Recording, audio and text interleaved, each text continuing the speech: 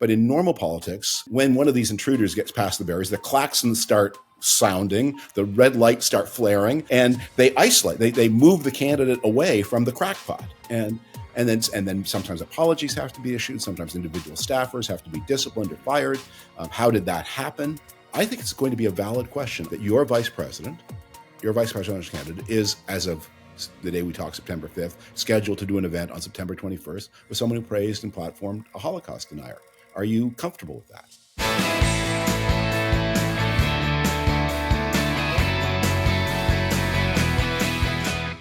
Hello and welcome to the Bulwark Podcast. I'm your host, Tim Miller. We are back today with Ring of Fame Bulwark Podcast guest David Frum. He's a staff writer at The Atlantic, author of 10 books, including Trumpocalypse and Trumpocracy. What's happening, David? Hey there. Hello from Toronto. It is good to hear from you. And naturally, on the podcast home of the Never Trump movement, we will begin with Liz Cheney. Yesterday at Duke University, Bill Kristol is reporting in this morning's Morning Shots that her official announcement that she was going to be supporting and voting for Kamala Harris was not an accident or some leaked video, but that she'd seen some of her fellow Trump skeptical conservatives shying away from actually endorsing and wanted to make her position clear. So let's take a listen to what Liz Cheney said yesterday at Duke University. As a conservative, as someone who believes in and cares about the Constitution, I have thought deeply about this. And because of the danger that Donald Trump poses, not only am I not voting for Donald Trump, but I will be voting for Kamala Harris. There's another little bite in there where she says, I don't believe we have the luxury of writing in candidates' names. Yeah. Which just felt like a very pointed comment. David, what did you think? There's a line in one of Sherlock Holmes's stories where the great detective explains that how to solve a mystery. And his answer is, when you have eliminated the impossible, whatever remains, however improbable, must be the correct answer. And so I think that's process of elimination is going on for a lot of people. The writing in names is a way of absenting oneself, but it's not a way of affirming a meaningful choice. And so Liz Cheney has always understood that politics is about the possible, politics is about the effective, is asking that question. And I don't think she is denying the very important differences that she would have with Kamala Harris. She's probably assuming that there will be many opportunities in the future to cast votes on the issue she cares about. I think one of the things we've all explained to many of our current coalition partners is, should the day come when we are talking about, when the most important questions are the size of the state, the cost of the state, how the state is financed, how much debt is acceptable versus how much should we reduce spending. All of us in the Never Trump world, most of us, have held on to traditional views on those questions, but those are not the most urgent questions of the moment. And anyway, those are questions where the Trump alternative is never better and often worse than the Democratic alternative.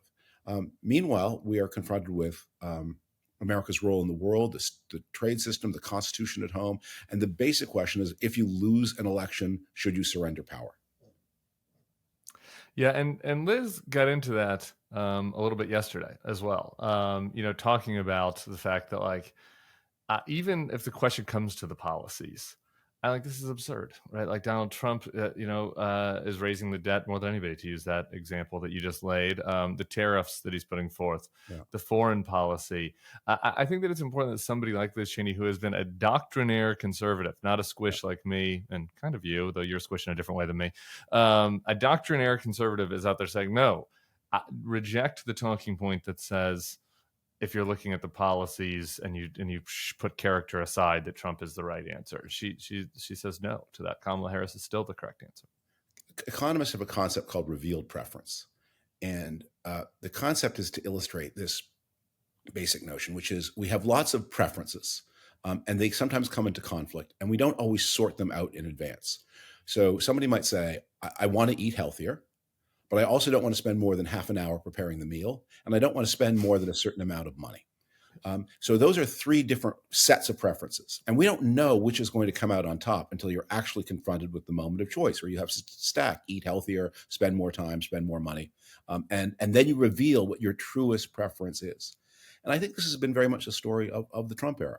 You want a low tax government, You want a low spending government. You want free trade. You want to maintain alliances, and you believe in the democratic and constitutional system. And you've never had to worry before that those things might come into conflict. But what if they do? And one of the things that has been very disappointing about many of our former allies in the conservative world is their revealed preference does not put defending the constitutional democratic system at the top. They have other things that they value more highly. And look, that's their right. But you don't have to applaud when people exercise their rights in ways you disapprove of. Yeah. Thinking about people that are a little bit disappointing, like what say you to the kind of some of your fellow colleagues for the Bush era?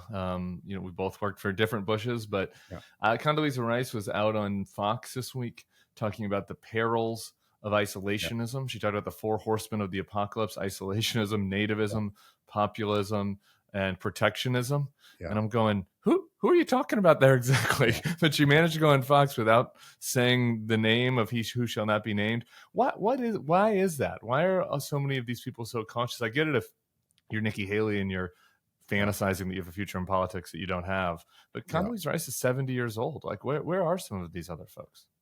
Look, Condoleezza Rice didn't get to be the person who she is today by taking any kind of chance at all. Yeah. That she has always been someone who is about ingratiating herself with people with more power and concealing her true views. So why would that change now? The reason you and I are not sitting on boards at Davos is because we speak our mind. Right. So she was Secretary of State while we're podcasters or failed speechwriters because of this various trait. Got it. Exactly. So, I don't know how profitable it is to reproach anybody else for what they do or don't do. I mean, the thing we all need to focus on is what are we going to do? What are our choices? What are our decisions? And I think we are coming to, we thought this moment of the end of the Trump era would come long ago. This really does seem to be the definitive moment. The choice is presented now in its most excruciating form. We all can see what the cost of a second Trump president will be. It's a collapse of the American legal system as Trump uses the powers of the presidency to defeat the many criminal and civil indictments against him, to try to uproot state as well as federal legal systems. It means the abandonment of Ukraine. It means the end of the world trade system. It means the end of alliances. It also means, by the way, an incredibly profligate and irresponsible economy at home. Not that that's equivalent in concern to those other things, but that it means that too. And it means just generally impulsiveness and fecklessness and bad temper and corruption, massive taking of bribes. And that's what we're confronted with. And so you have to say, will you say yes? Will you say no? Or will you say present? Yeah.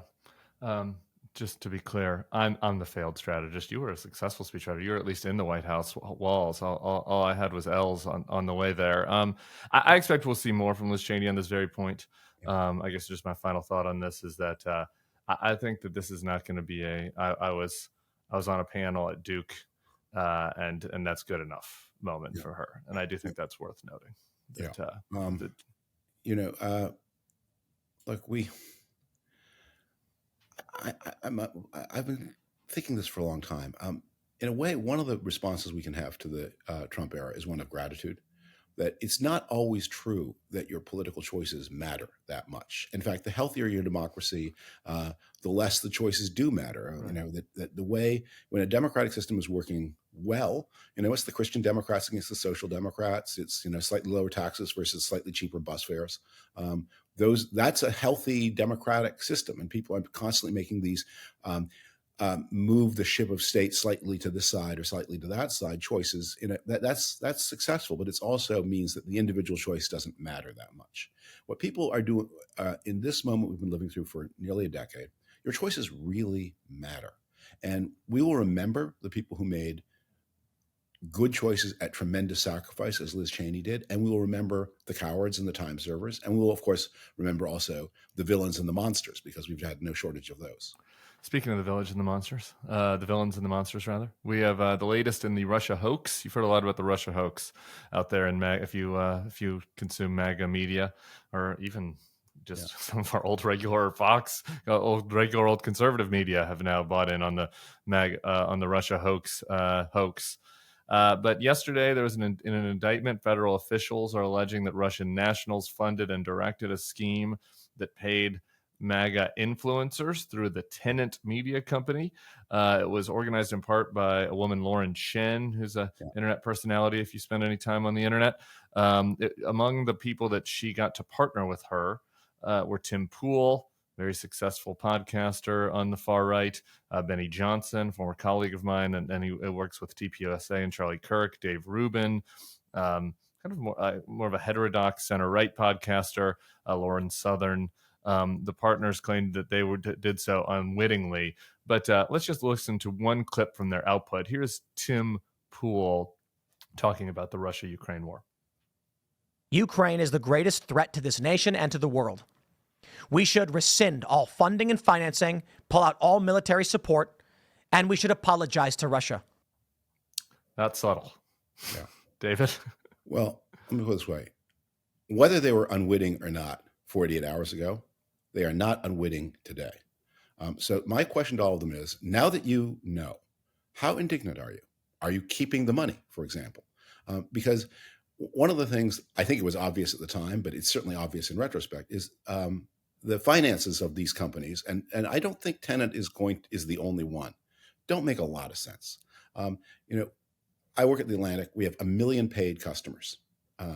We know what our revenues look like. We know what we're able to do. You are as intimately familiar with the economics of the Bulwark. And then you see these other companies, and it just doesn't make sense. It can't, and you look at this, it can't be true. You can't have these resources from the actual earned honest revenues you get from your listeners. So the money must come from somewhere else. And aren't you curious where that somewhere else is in this world of dangerous, dirty money? Aren't you curious? Okay, so maybe not everyone who worked at TENET Media was a genius, and often people choose not to be curious about things that they decide it's better not to know about. But they know now. They know now. And so while you could say someone was a unwitting Russian agent the day before the indictment was filed, the day after, they are a witting recipient of Russian money. And I imagine we're going to discover that this ramifies all through the MAGA influencer world. Now, not every MAGA influencer is a Russian apologist. Some are neo-Nazis, although those often do converge. We're going to be talking in a minute about the neo-Nazis. We're about to get to that. There's MAGA has pretty obviously been, what's the term, a non-organic phenomenon. It can't exist with its own resources of votes, of money. It draws from other places, and we're getting some idea of where it's drawing from. Yeah, just some anecdotes on that point about how the money doesn't make sense. Tim Pool was making $100,000 per video. I would be able, speaking of pools, I'd be able to have one at my house if that was the kind of money videos were paying. Benny Johnson was making $400,000 a month. Some of these videos weren't even getting that many views. And I mean, these guys also have their own media companies, right? So they're familiar with the economics of video media and of the kind of content that they put out. And to your point about the who they're mad at, they're and revealed preferences. Like, they're out there on Twitter today, like, mad at the people that are pointing fingers at them, right? Like, not mad at the people that duped them. But one other person that was just tangentially part of this that's worth noting, Don Jr. was among the people that was interviewed for TENET, and he on the actual TENET platform with Benny Johnson. But then he was also interviewed separately with Tim Pool, and I want to listen to that one as well. What's your opinion on the solution to the Ukraine war?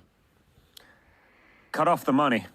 It's the only way you get them to the table, right? As long as, we're literally creating the oligarch class of billionaire in Ukraine with whatever's being siphoned off, whether it's Zelensky, whether it's this, while they send young men to die as cannon fodder on the front lines because they couldn't care less. It's fucking disgusting what's going on there, that it's allowed to happen, that we shut down anything. It's so obvious. Nothing's ever going to change there if the money keeps flowing. My father would have been like, hey, you got like one more month of this, and if you're not at the table, it's done. I mean, are we going to split hairs here? Like, the Trumps are part of the Russian disinfo op. Well, what we also need to do here is jump the brain barrier into the world of electoral politics, and to understand a vote for Trump is a vote to betray and abandon Ukraine, which is a vote to blow up NATO. It's a vote to abandon self-defense. It's a vote to abandon Taiwan, because there are people in the Trump orbit who will say, look, the reason we want to abandon Ukraine is to hoard our money so we have extra money to defend Taiwan. And I think that's like someone saying, look, I want to impress my mortgage company. And so to impress them with my creditworthiness, I'm going to not pay the utility bill, not pay the cable bill, not pay any of my debts. And that way I'll have more money to pay the mortgage. Won't they be impressed? And the mortgage companies say, we want to see that you pay all your debts. We don't believe that a person who defaults on many of the debts is going to pay the debt to us. We want to see them paid to all the debts. The defense of Taiwan begins in Ukraine, and vice versa. When we are credible in Taiwan, we are more credible in Europe. And I think one of the things, for those of us who have Israel as a special place in our heart, the Trump people are always trying to assure us that Israel will be the exception. That will be the one ally they would never betray. But when you look at the degree, and this is another thing you want to talk about today, in which paranoid and even murderous anti-Semitism is part of the intellectual furniture of the MAGA world, I don't think anyone who cares about Israel should be confident that the people who want to abandon Ukraine, abandon Taiwan, abandon Europe, abandon every ally everywhere are going to have a carve-out for Israel. Yeah, let's talk about that. So this is all related. So Lauren Chen, who is the organizer of those influencers. I know people who do not exist in this world are going to need me to create them a map for them. But she also has dabbled in some anti-Semitism stuff with Candace Owens. And then we had over the weekend, Tucker Carlson interviewing this fellow, Darryl Cooper, who's a historian that was arguing that Churchill was the villain of World War II. Yeah. And anyway, I want to get to and JD Vance is also tied up in all this, but just first, where are you at on that, on Churchill being villain of World War II? Do you know on that? I know on that. What I'm struck by is, look, World War II is a very studied historical phenomenon. And even if you're an amateur, I think in the clip that everyone has seen, Darryl Cooper is trying to make the point that the Nazis were somehow victims of their own success, that they had no plan for, and he's very vague about whether he's talking about Jews or Russian civilians or Soviet citizens of war. The Nazi crimes included the mass starvation of Soviet POWs. And indeed, some of the first people who were victims of gassing were Soviet POWs, captured soldiers captured in June and July and August of 1941. And then he suggests that now, if you have read a book and don't get all your information from YouTube videos, you'll know that the Nazi plan to use starvation as a deliberate weapon, not against Jews, but against Soviet civilians of the Soviet army, was put in writing in May of 1941. A month and a half before the military campaign against the Soviet Union started. You can read about that in such best-selling books as Timothy Snyder's Bloodlands, which sold hundreds of thousands of copies. So part of what's going on here is kind of intentional lying or casual and negligent lying. But I'm ashamed almost to get into these points, because what is going on here is, as the person who was interviewed has made clear in other contexts, he is motivated by merciless, murderous anti-Semitism. The Jews rejected Jesus, and they have brought all their troubles upon themselves. And this has not been mainstream Christian theology for a long time, but it flourishes in the crackpot world, and it flourishes in places where Tucker Carlson would not have been surprised by what this person was saying on his podcast when the person came on. And he certainly wasn't shocked or displeased. He chose to take someone who was a smaller fish in the internet world than Tucker Carlson is and make him a bigger fish. And then Elon Musk made them both bigger fishes than ever before. Again, I think there's some of this may be in service of other kinds of goals. But one of the things, one of the grim jokes I often make is I'm Ashkenazi Jewish on both my father's and mother's side. And I say there are very few Ashkenazi optimists, because we are genetically engineered for pessimism. The optimist stayed, the pessimist left. The optimist didn't have grandchildren, the pessimist did. So you just get a very good sense for who, that remark, was that funny, or is that danger? You got a good sense for that. And I don't know how you spend any time in the MAGA world as someone who's serious about Jewish heritage or Jewish faith and not say, I just feel danger everywhere. Yeah. And, some people might say, okay, well, look, Tucker has become a crank. He's off Fox. He's on the sidelines, and his reach certainly has been limited. But I got to tell you, just like the scariest part about the whole thing to me, and the seriousness of this is, I'm pretty deep in this stuff. I'd never heard of the Darryl Cooper guy, and Tucker right now, as we're taping this, like the numbers are always moving on like the Apple podcast charts. Tucker had the #1 podcast on the charts overall, and until he was surpassed by Darryl Cooper's Random Crank podcast, because after he platformed him, I guess Tucker's listeners went and found that guy's podcast and listened to it. So now they're 1 and 2 on the charts. Meanwhile, JD Vance had a couple years before he was a VP nominee, had quote tweeted this guy whose Twitter handle is Martyr Made, who did some long thread defending the Stop the Steal stuff. And JD Vance had quote tweeted him saying, like, this is a thoughtful thread. Will my liberal fans even listen to this? So like there is no 7 degrees of Kevin Bacon here between it gets closer than that. Yeah. And here's something where this really does jump the barrier from the world of the internet to the world of active politics. Yeah. So you've got this crank, Holocaust denier and anti-Semite. He gets promoted by the Tucker Carlson podcast on what date was that? September 3rd? Yeah. On September 21st, the vice presidential candidate of the Republican Party is scheduled to do an event in Hershey, Pennsylvania, with a man who promoted and praised a Holocaust denier and anti-Semite. And so in the world of normal politics, look, people get past the barriers of a campaign all the time, as you know. Yeah. But in normal politics, when one of these intruders gets past the barriers, the klaxons start sounding, the red lights start flaring, and they isolate. They move the candidate away from the crackpot, right. and then sometimes apologies have to be issued. Sometimes individual staffers have to be disciplined or fired. How did that happen? But I think it's going to be a valid question on the Trump Harris debate on September 10th, that your vice presidential candidate is, as of the day we talk, September 5th, scheduled to do an event on September 21st with someone who praised and platformed a Holocaust denier. Are you comfortable with that? Because it's not just about what is on the internet. It is not just about podcasts. Yeah. JD Vance is the running mate in great part because of Tucker Carlson's influence. Yes. Maybe Tucker Carlson's more than anybody else. So this is not just about what people are, what cranks and kooks are hearing on the internet. This is about who's going to be the next president and vice president of the United States. And are we going to have this kind of craziness and this kind of bigotry? We've had it once, but it is now the version we're getting 2.0 is a much more highly refined version of this particular methamphetamine.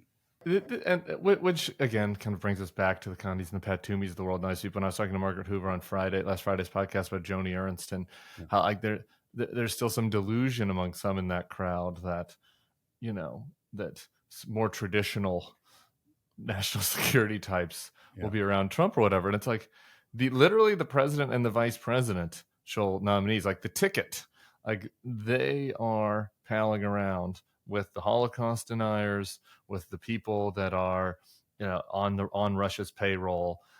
That is the reason why JD Vance was selected.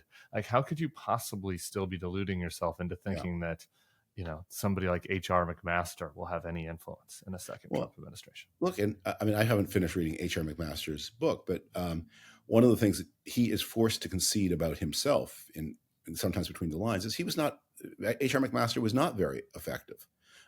And indeed, H.R. McMaster was not the hero that he makes himself out to be. He has a lot of complaints about the Mattis-Tillerson alliance that promptly formed. Those guys really were the heroes. Both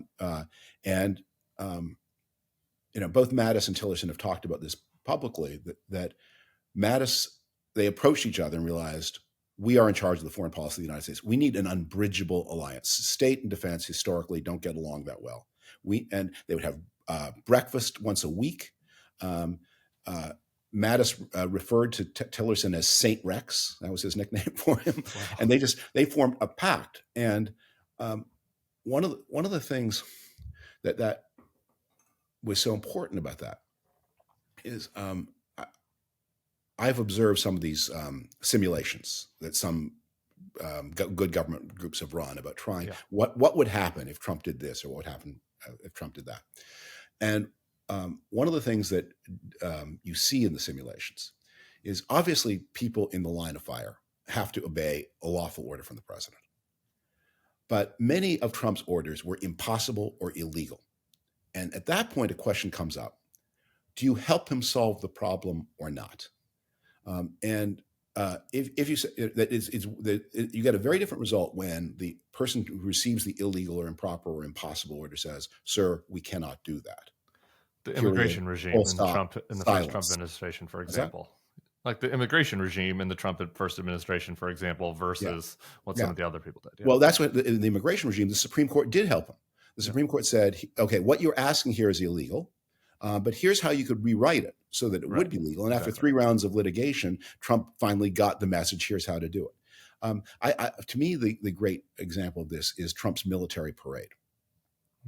Trump goes to Paris in the summer of 2017, and he sees the big Bastille Day parade that the French have. It's a strange custom from an American point of view, but it feels very undemocratic, but it goes to deep traumas in French history. I think it started after the defeat in the Franco-Prussian War. So they do it. And Trump says, wow, that's fantastic. We need one of those. And the U.S. military desperately wants not to do it. They want to not do it because, first, it's extremely expensive. But second, above all, it looks very political. They're taking, because this is not a custom in the United States, it's never been done before. If Trump orders it, it looks like the armed might of the United States is being deployed at the personal behest of the president, i.e., that he's not just commander in chief under the Constitution. The Constitution is what the soldiers swear an oath to, not the president. But he is somehow, this is his armed force. And so they kept finding ways that they couldn't do it, and they didn't help him solve the problem. And he would say, I want you to do it. The military would say, if we take tanks down Pennsylvania Avenue, we will rip up Pennsylvania Avenue, and we don't have budget to repave Pennsylvania Avenue. And Trump would say, I've got a report here that says it'll only cost $2 million. The Pentagon would say, we have a report that says it's $80 million, and you can read it because we've just given it to the Washington Post, and they put it on the front page. Nice. and finally, a compromise is achieved where on Trump's, I think, last 4th of July as president, the military does a fly past instead of a parade because, look, we do a fly past for the Ohio State game. We can do a fly past for the president, but we're not putting tanks on the streets of Washington, D.C. We are not doing that. And they didn't help him. So Tillerson and Mattis were the architects of the don't give him alternatives strategy. If he gives an order, if it can be done, it has to be done. But if it can't be done, it can't be done, and you don't help him. In term 2, he'll be surrounded by people who want to help him and who want to anticipate him and who will want to guess what he wants and go farther. Yep. And that's going to be a very different world. There won't be Mattis's. There won't be Tillersons. Including JD. And, you mentioned the September 21st event with Tucker. You wrote in 2022 about the JD Vance that you knew. Like, he was an anonymous blogger on the Frum forum for a while. But I'm just curious now, we've had now 2 months of him. It has to be even worse than you would have imagined. I'm just wondering what your impressions are of what is going on with JD Vance. I forget who's the author of the saying, sooner or later we become what we pretend to be. So we must be very careful about what we pretend to be. I think it's Vonnegut. I think he's ultimately, or he began as ultimately a very hollow person, ready to, very interested in exploring the possibilities that were open to someone of his genuine talents and gifts, but without a lot of core beliefs. But there's this kind of lock-in that he spent a lot of time in these chat rooms. He's developed a lot of anger and resentment. The feelings about women really are pathological. And one of the things I'm struck by again and again is his ability to take something that you could phrase it in a way that everybody would find reasonable. I mean, say, obviously the birth rates are down. Many American young people are not able to have the children that they want. And we have to figure out ways that we can help them do that. And that it's an important goal of government policy. And you could say, however much joy and fulfillment you get from your career, let me tell you as a parent, nothing is equal to the joy and fulfillment you get from your children, and the resources of government should be available to help you. Like great statements. Agree with all of that. yeah, and apple pie also good. Yeah, right. The flag for that. Like, how do you screw up that statement and make it a statement of aggression and contempt? Yeah. But he's somehow able to, and he's saying things that ought to be the most basic and universally acceptable things in the world, and he makes them ugly in ways that are just startling. And that, where does that come from? It comes from the chat rooms. Yeah, and that's what you're saying. It comes from these influence, comes from this building bitterness and grievance, and you kind of people talk themselves into these sorts of things. Like if you're just online and you're just sort of having these conversations, you're like, yes, it is the childless women's fault. Yeah, it is the condescending person that I hated when I was trying to turn my book into a Hollywood treatment, and I had a couple of people that were condescending and mean that were coastal elites to me. It is them. It is them that is the problem. Yes. And by the way, there's a lot of rage. There's a genuine issue that young people are not finding each other, and romance is becoming more difficult, and especially between the sexes. There are barriers and mistrust, and it's got complex social causes, and maybe the internet is making it worse. Power dynamics are changing as women attainment, right? My children are in the one of my children is married, but my children are in the marriage market, so I see all of this and all these problems. But there is something about the MAGA world where they speak to young men who somehow think that their entitlement and access to their entitlement to women is being thwarted by the women. And I'm kind of a skeptic of American self-improvement culture, but one of the good things about American self-improvement culture is its message is always, the problem is you. The problem is you. Go fix you. Yeah. And this can be sometimes, maybe the problem is, maybe society is a little bit to blame. Yeah, right, sure. Maybe if there are like some kinds of income support, that might help. But so we have this excessive, almost called like the Tony Robbins, unleash the tiger within. Well, what if I'm not really a tiger? What if I'm the gorilla mindset, Mike Cernovich? Yeah. But at least the one thing it does that is good about American self-improvement culture is it sees the danger of blaming others for one's own problems. And whether or not it's entirely true that you are capable of infinite self-improvement, it's a better way to approach the world. And MAGA culture is just the opposite. If you don't get a date, it's women are holding out on you. And at the extreme, that can lead to murder. And certainly it leads to a lot of violence. And certainly it's not attractive. I got to say that people who are gripped by the idea that women are holding out on them are going to find that the women continue to hold out on them, because women are highly, just as Jews are highly sensitive to paranoid anti-Semitism, women are highly attuned to men who might want to hurt them. Yeah. I want to get to the violence part because we had another shooting. But before that, just on the policy, it's not even just his tone, it's also the policy. He was with Charlie Kirk yesterday, and they're having some kind of interview at a live Turning Point USA event. And let's just play the audio. What can we do about lowering the cost of daycare? Hayden, obviously a working family, and it's very hard for working families to get by. How will we lower the cost of daycare? Such an important question, Charlie. And I think one of the things that we can do is make it easier for family models to choose, or for families to choose whatever model they want, right? So one of the ways that you might be able to relieve a little bit of pressure on people who are paying so much for daycare is make it so that maybe like grandma or grandpa wants to help out a little bit more, or maybe there's an aunt or uncle that wants to help out a little bit more. If that happens, you relieve some of the pressure on all the resources that we're spending in daycare.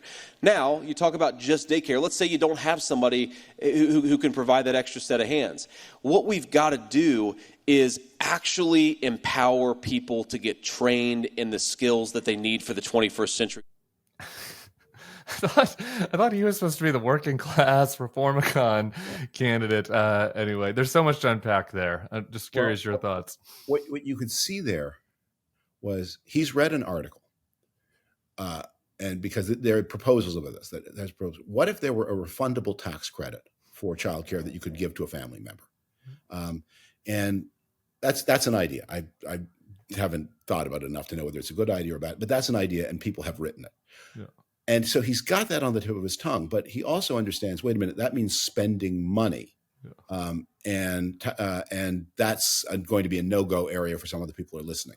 So he, what he makes it sound like is that he's got an idea, but he doesn't quite dare say it. And then he hastily skeeters on. And the impression he leaves behind is the whole question of, well, how will children be cared for? Which is kind of an imperative question. Your aunt. It's the kind of thing that every young family struggles with, and not just children, by the way. And one of the things I think that is a real area of public policy we need to be thinking about is how do we care for the rapidly growing population over 80? How do we make sure that this is, I think this, if we had healthier politics, it was not about how do we get away with overthrowing the Constitution. One of the things that the parties should be arguing about is what people over 80 need more care. They're growing incredibly fast, which is a triumph of human flourishing, but raises some costs. How will those costs be met? It's a rich society. There are a lot of ways to answer the question. We have philosophical differences. So there are a lot of things to debate, but you can have a productive debate and not just skip past the hard question on your way to pointing fingers and blaming people. Yeah. I enjoyed the little aside about how we should encourage different types of family formations. He's not thinking about gays, by the way, when he's talking about that. Yeah. The different types of family formations is, maybe you can have your uncle come in and help raise the kid for you. Good luck. But J.D. Vance would once upon a time have actually acknowledged that, like the 2015 or 2016 version of J.D. Sure. Vance would have had some room for that. Yeah. And sometimes, as you know, sometimes just saying something means that it opens the door. So when George W. Bush was campaigning for president in 2000, one of the things he always made a point of doing was saying churches, synagogues, and mosques. Yeah. Just he didn't have any particular policy. Right. He was just saying you're part of America. Yeah. Part of America. I beyond that, I'm not here. I don't have an offer.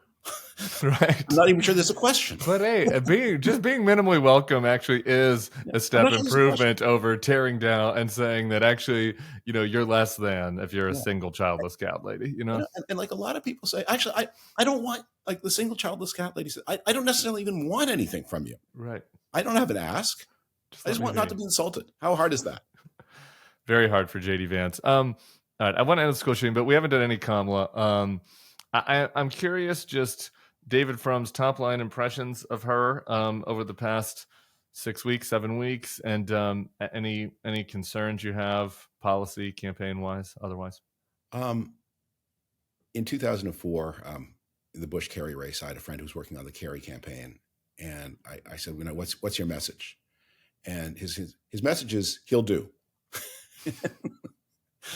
And I sort of feel like I'm not asking for I am not enthusiastic about the coming Harris presidency. I know it's going to be more protectionist than I like, and it's going to be more expensive than I like, and there are going to be all kinds of petty things they're going to do that are going to bother me, and that's tomorrow's problem. That's tomorrow's problem. Today's problem is you have to save the Constitution, save NATO, save trade, save American leadership in the world. Do you have any specific? You mentioned about Israel having a special place in your heart. I do think it's been interesting. There was, based on kind of nothing, there was like scuttle that Harris was maybe not as supportive of Israel as Biden had been, which is interesting, given her husband, Doug Emhoff, being Jewish, having spoken out on anti-Semitism. Since she's been the nominee, she's shown no evidence of that. But I know you have people in those kind of circles who are have concerns about her policy there. Is there anything that has jumped out to you, good, bad, or otherwise? Well, one of the things I argue with some of my friends in the more conservative Jewish spaces is Biden has been has done more for the state of Israel than any American president ever, and by an enormous bound. And I think people sometimes forget what the historical relationship between U.S. presidents and Israel was like. But there has never been a degree of support that Israel's gotten from an American president since October 7th, as compared to what it's got since 2 presidential visits, twice as much in material aid as Nixon sent in 1973. And I think it was like 25,000 tons of aid, 50,000 days, limitless intelligence help, backing for an extended periods of time. Israel always has a very strict time limit on its military operations. Yeah. This one, there has been no time limit. And Biden's had comments that were differed from the Israeli government's views, but given the degree of support, given the fact that American carrier groups have been deployed to protect Israel and that American weapons have been fired to intercept missiles heading to Israel, you get a right to some opinions after that, all that. So will Harris be as pro-Israel as that? I don't know. I think sometimes when someone breaks the record stays on the record books for a while. And let's hope, let's also hope that no one ever needs to be as pro-Israel as Biden has been, because nothing as terrible as this ever happens again. But look, my guess is that when you look at the people around her, they are even more cautious than the people around Biden, even more risk averse than the people around Biden have been. So I'm guessing there'll be some kind of a drawback. But that question of does she take Israel's security seriously? Does she understand the need to defend the security and survival of the world's only Jewish state? I don't see any reason to have any anxieties about any of that. No, I also enjoyed your criticism on the other side of in the Atlantic recently of the lefty protesters, the defeat Harris, get Trump politics of protest. Another thing that's gone on here is that I think at the Democratic convention there was this push to have a pro-Palestinian speaker. Yeah, and I think Harris probably wanted to say yes. Yeah, but sometimes you're dealing with people who don't want yes, don't want to take yes for an answer. Yeah, and so if you say, look, all we're looking for here is a speaker who's Palestinian or oriented to the Palestinian cause, who has no previous record of incitement of violence. That's if you can find us one. Oh, well, now you've spoiled everything. And they wouldn't do it. And this proposal, by the way, comes up like on the first time. It's 6 months of saying we're going to destroy your convention, we're going to cause riots, we're going to provoke the police, we're going to make the thing a shambles and use the convention to elect Trump. And then when all of that fails, on the third day of the convention, you say, oh, by the way, can you schedule time on the fourth day, the nominees' day, for one of our people? Come on, who we're going and we'll try to find someone who doesn't have a record of inciting violence. So she was trapped. I think she handled it quite deftly, and I think that the people are expecting so much worse from those protests, and they completely fizzled. And I think that there are obviously people in the audience that have genuine humanitarian concerns about what is happening in Gaza, and that concern was reflected in several speeches and was received well in the room, and I think that was totally appropriate. I wrote in April of 24 that this fantasy that there was going to be a replay of Chicago 68 was crazy. And I actually did some real work I talked to people who'd been there at Chicago 68 in the Democratic, what lessons were learned and how the entire modern, security in 1968 was delivered by the Chicago police force, which was a poorly trained, poorly motivated force driven by people full of cultural grievances. So security there's now a $50 million federal grant to each convention. Security is organized or planned by the Secret Service. It's super professional. Every branch of federal capability is there, and also the whole system of how do you protect the right to peacefully protest while also honoring the business of the convention. That is, there are zones for protest where it's allowed and people can go there. And the creation of the zone means that if someone steps outside the zone, they don't have to attack a police officer before you're allowed to arrest them. If they're outside the zone where they're allowed to be, you can arrest them and not send them to prison, but give them a ticket, detain them and say, you broke the rules that have been in place for every convention since 68. So the final topic, there was a school shooting in Georgia at Appalachia High yesterday. A 14-year-old's in custody, 4 dead, 2 students, 2 teachers. He was on the radar of the FBI for making threats at the age of 13. And all this, to me, this relates to what we were talking about the angry young men online. These stories just always enrage me, as they do everybody. But I think back to the shooter that tried to assassinate Donald Trump. And he's not 14, but he's 20 and had access to weapon, access to bullets. And yet all of the conversation after that attempt was around rhetoric and what the pundits were saying. And it's just like, how many times do we have to do this when it's the same? It's the same story. It's the same story over and over again. I don't know. I know that you have thoughts on this. So I'm just curious. I've written about this a lot. And I always say, do they have angry young men in South Korea? They do. Do they have video games in Japan? They do. Do they have pharmacy? Do they have marijuana and other drugs in Germany and Sweden? They do. What is when you're solving a problem, when the United States is unique in one regard, you look for the variable where the United States is different from other peer societies. And the answer to why the United States has so many of these terrible events and other countries, it's so obvious. And the amount of ingenuity that goes into denying the obvious thing. And there's a kind of willed stupidity where you say, well, it's video games. Are there video games in Japan? No. It's angry young men. Are there angry young men in South Korea? Like, how is the United States? There's only one way the United States is different from every other peer country, and that's that there are at this point something like 450 million weapons floating around the country. Huge increase just in the 2 years, 2020 and 2021. Anybody can get them. The majority of gun owners do not store their weapons safely, so weapons are stolen. And people say, well, it was an illegal weapon, as if every illegal weapon, or almost everyone, started as a legal weapon that was improperly stashed. Somebody stole it, and it went to the channels of illegal commerce. Yeah. The country seems really determined not to notice the obvious answer and not to do anything about it. And that's tragic. And there will be more of these terrible, terrible events until one day Americans decide, we don't want to live like this anymore. And then it will be stopped because it can be. Everyone else stops it. And there are other deterrents. Like, we've cut down on drunk driving and there's still a lot of beer in the country, right? There are other ways to do deterrents. The FBI, I think, showed up. The FBI said this, I don't think. They put out a statement, showed up to the house of the suspect and last year and talked to the father. The father said, yes, I have guns, but the child is never around the guns by themselves. And like, here we are. And I mean, there are ways to punish that father. There are ways to make sure that young people can't carry guns outside the home at any time, that it's punishable by law, just like an open container is, all this. You can't do it in the context of a society where the default rule is guns everywhere. And I tell a story about, so Canada, where I am now, has a lot of guns, probably about half as many per capita as the United States. But the guns are overwhelmingly long guns, and they're overwhelmingly hunting pieces. So it's very rare for Canadians to have handguns, and almost impossible for them to have AR-15s and weapons like that.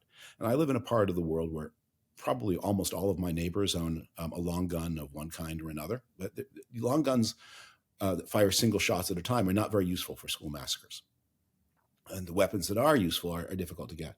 So when I tell Americans a story about what is one of the differences in the gun process in the two countries, and again, a lot of guns in Canada, and Americans flip out, and this, I think, reveals a lot of what's going on. If you want a handgun in Canada, part of the process is anyone you have lived with in the past 5 years, any domestic partner, must fill out a form in which she, because it's usually a she, says, I am unbothered by having a gun in the house. And if the police read that form and have any reason to doubt that this was given freely and sincerely, they will interview the partner. And I say, are you quite sure? Because the overwhelmingly most probable use of a firearm in the United States is to threaten domestic partners. And when I tell them that the police would come and interview your wife or girlfriend and ask them whether that she feels comfortable with you having a weapon, that's how you get gun safety, is by making sure that the kind of person whose wife or girlfriend is afraid of him doesn't get the weapon. So that's a great, great start. But Americans regard this as if Canada were operating concentration camps. They would ask a wife or girlfriend, are you comfortable with a weapon in your house? In your house too, by the way, the house you live. David Frum, wanting to bring Canadian-style statism to America. I appreciate you very much. Thank you, as always, for coming on the Bulwark Podcast. Tomorrow, we're going to be live in Dallas tonight. I've got Kinzinger, Crystal, Sarah Longwell. We'll be playing the show for you guys tomorrow. Check it out then. I'm interviewing Colin Allred on Saturday. You'll get that over the weekend or on Monday as well. We'll see y'all then. Thanks for listening. Peace.